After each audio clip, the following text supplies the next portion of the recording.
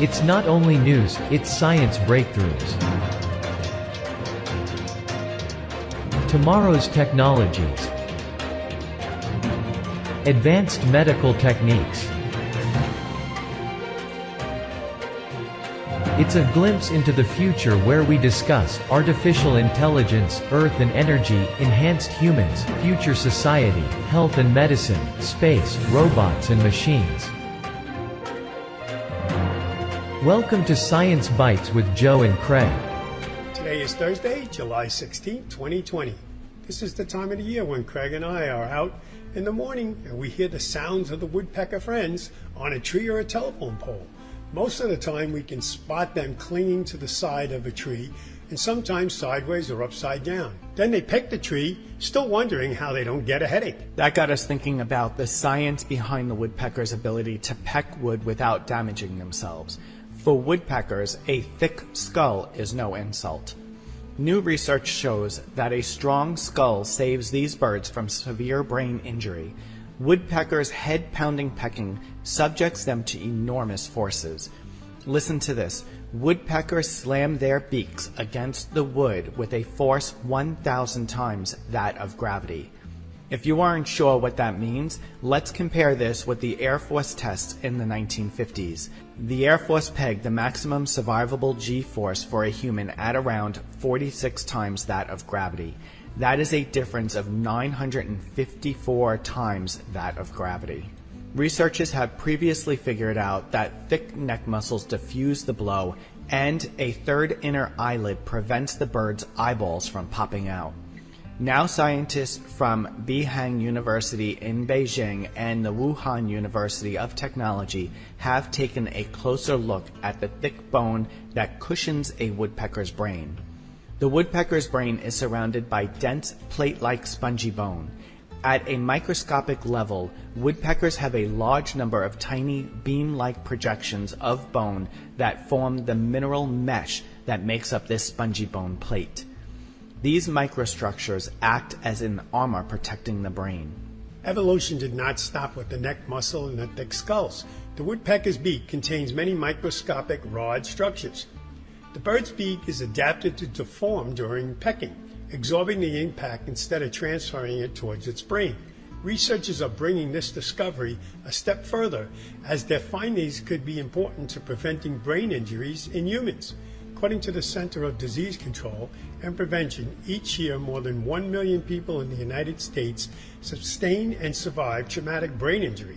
Another 50,000 people die of these injuries.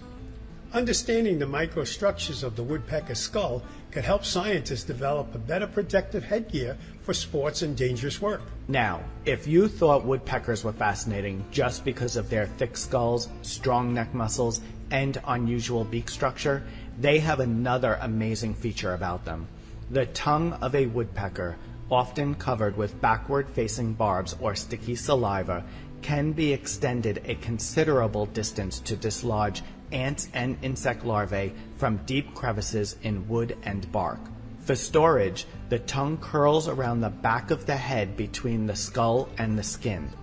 To get an idea of how unique this is, picture the air holes on a bird, which are at the base of the beak. That is the end part of the tongue. The tongue wraps all the way around the skull to the mouth. Since a woodpecker typically probes crevices that prevent us from seeing the tongue, its length is one of the best kept secrets in bird lore. Our best opportunity to see a woodpecker's tongue is when a flicker woodpecker feeds on ants at their anthill. Woodpeckers are omnivores that feed on insects, spiders, and other arthropods, as well as nuts, fleshy fruits, and sap. A specialized tongue isn't needed to eat nuts and other fruit, but it is an excellent adaptation for reaching into narrow openings to extract tasty morsels. This is specifically true when a woodpecker taps into an ant run or an insect gallery. I don't know, insect gallery always makes me laugh, Joe, because I think of a bunch of insects looking like at a wall of different woodpeckers, saying, oh wow, look at the painting of that woodpecker. Yeah, right? Woodpeckers' tongues may vary. Most are long, narrow, and have an assortment of backward piercing barbs near the tip. A woodpecker sometimes uses its tongue like a spear, penetrating to drag insects to the surface. The bird probably uses it more often as a rake, extending it into the holes and then retracting it. Woodpeckers also produce large amounts of sticky saliva that coats the tongue, enhancing their ability to capture the insects. You know, suddenly woodpeckers have become one of my favorite birds. They are really amazing creatures and beautiful too. Yeah, they are cool birds. I love the color of them too, and the way they look, that red. Yeah, we have really pretty ones here in Florida. Okay, we're going to take a short break, and when we return, we will be discussing horseshoe crabs and why they are so important to the human medical treatments. What makes a rainbow bend? Where does the universe end? To know the world from A to Z. Discover science and technology. Where is the dinosaur? What's on the ocean floor? To know the world from A to Z. Astronomy, biology, chemistry, zoology, science and technology. It's fun, you'll see. Why is the sun so warm? What makes a winter storm? And what's a quadruped? Why is the planet Mars red? You'll find there's lots to know. Exploring as you go. To know the world from A to Z. Discover science and technology. Astronomy, biology, chemistry, zoology, science and technology. It's fun, you'll see. A public service message from the National Science Foundation. Okay, welcome back. Vaccines contain the same germs that cause disease. For example, the measles vaccine contains measles virus, and the HIV vaccine contains HIV bacteria. They have been either killed or weakened to the point that they don't make you sick. Some vaccines contain only a part of the disease germ. A vaccine stimulates your immune system to produce antibodies, exactly like it would when you're exposed to the disease. In 2020, scientists around the world are scurrying to find a vaccine for COVID-19. Since there seems to be some confusion on this pandemic's name, let's clear this up quickly. In COVID-19, CO stands for corona, VI for virus, and D for disease, and the 19 for the year this particular strain was first seen. Now that we know a tad bit about vaccines and what COVID-19 stands for, we can move on to our topic and why an attempt to find a vaccine may cause our ecosystem to suffer. The first thing I want to say about horseshoe crabs is they're not crabs or even crustaceans. They're arachnids, more closely related to spiders and scorpions. They've been around for 450 million years, 200 million years before dinosaurs, and a fun fact, they have blue blood. Many species of animals are used for the benefit of humans, from food to companionship to medicine. We take venom from snakes to make an anti-venom. We use the monkeys to study the efforts of diseases. We use rabbits and guinea pigs to safely test everything from household cleaners to shampoo. The sacrifices of these animals and their services to us have changed our lives for the better. The horseshoe crab stands apart from all other animals. With the COVID-19 pandemic, our rush to a vaccine may damage our ecosystem as well. Birds and many other ocean animals eat horseshoe crab eggs and larvae. Their eggs are an essential food source for at least 11 species of migratory shorebirds, including the red knot, which relies strictly on horseshoe crab eggs for food during migration. Sea turtles also eat the eggs and larvae. Without the horseshoe crab eggs, the shoreline ecosystem from North Carolina south wouldn't be able to survive. Adult horseshoe crabs are preyed upon by sharks, sea turtles, gulls, and humans for use as bait or fertilizer. Their blood is immensely valuable, running about $60,000 per gallon, all because of the blood's ability to signal the presence of a deadly bacteria toxin on or in anything that might go into your body. From an IV drug to a knee replacement, the blood is widely used that nearly 500,000 are rounded up from the Delaware Bay each year and are milked for their blood, then returned to the sea. Up to 30% of them don't survive when they return.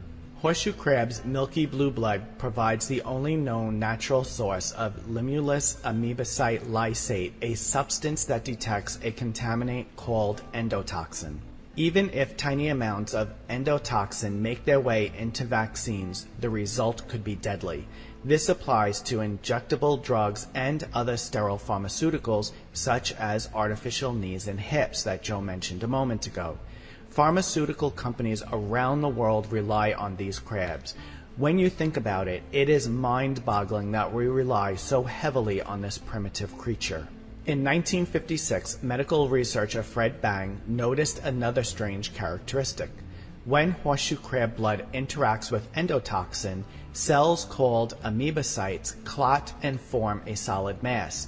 Bang realized that these amoebocytes are part of the crab's ancient immune system and could detect deadly bacterial contaminants in the rapidly expanding array of pharmaceuticals designed to enter the human bloodstream.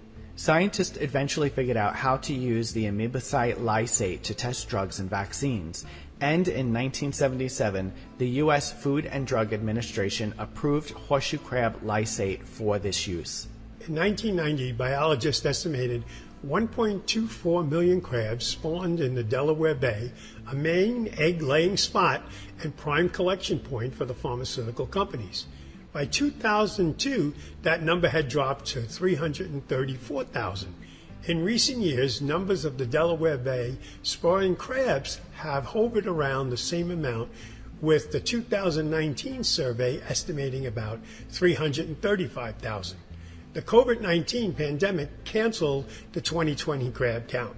In 2016, a synthetic alternative to crab lysate, CRFC, was approved as an alternative in Europe, and a handful of U.S. drug companies also began using it.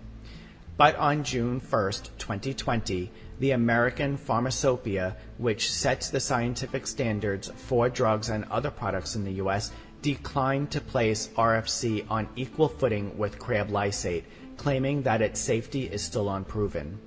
Now we have entered a paradox. We need the blood of horseshoe crabs for our vaccines, but while we harvest these creatures for use, we are weakening one link in the food chain that can revibrate with potentially disastrous consequences. Back in New York, we considered these creatures a nuisance on the beach. But I'll never look at a horseshoe crab the same again anymore. Yeah, no, I won't either. I mean, we just didn't know how valuable they are to humanity's continuous survival against deadly bacterial toxins. They're really amazing creatures. I have a whole new outlook for them now. Oh yeah, without a doubt on that one. Okay, we're going to take a break, and when we return, we'll have a quick bite for you about artificial cartilage. Ignition sequence start. All engines are running. We have taken tremendous steps. We choose to go to the moon before this decade is out. We are the pioneers, the star sailors, the thinkers, the visionaries, the doers. And because we stand on the shoulders of giants to go farther than humanity has ever been, we will add our names to the rolls of the greatest adventurers in history. Every day, every mission, we advance this calling. We are NASA. And after 60 years, we're just getting started.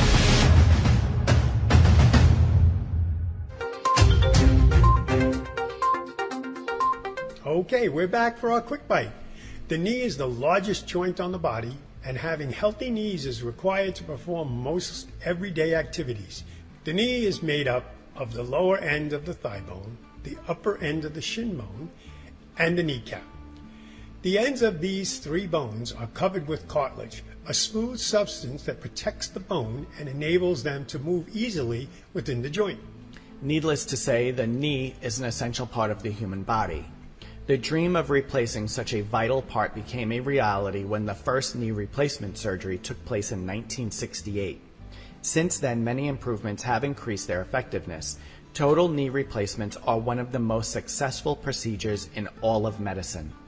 According to the Agency for Healthcare Research and Quality, more than 790,000 knee replacements are performed each year in the United States. A team of scientists may finally have found a way to replace knee cartilage after injuries or normal wear and tear from aging. Cartilage can't be grown back, but a new material may be able to take its place. The key is a hydrogel that's both strong and flexible enough to survive the abuse it endures while cushioning your knees. If the material gets approved for clinical use, it could present an alternative to far more invasive and often short-lived knee replacement surgeries. The gel is a woven mesh of 3 different materials that help it retain its shape after being stretched, bent, and crushed. Because of those layers, the gel was able to withstand tests, including being squished by 100-pound weight, yanked and stretched 100,000 times, and rubbed against natural cartilage 1,000,000 times. The hydrogel was as resilient as natural cartilage and more than synthetic material already being used in some surgeries. At the very least, it would take 3 years for the team to go with these laboratory tests to a regulatory approval that would let the gel be used in clinical settings. The research teams do not know if the material is toxic to our cells yet, but hopes to begin experimenting with animal transplants very soon. And I'm sure they too will be using the magical blue blood of the horseshoe crab. That's for sure. My new favorite creature. He used to have a saying, you were born with blue blood. Yep, blue blood. That brings us to the close of another show. You can find all our past shows on Apple Podcasts, Google Play, Alexa, Spotify, and many other platforms. Or just visit our website at mysciencebytes.com. Joe and I are grateful to you, our listeners, for sharing our podcast with your family and friends. If you are new to our show, please subscribe or follow. It really helps move up our rankings so more people can find us. Thanks again for listening, and we'll be back next week.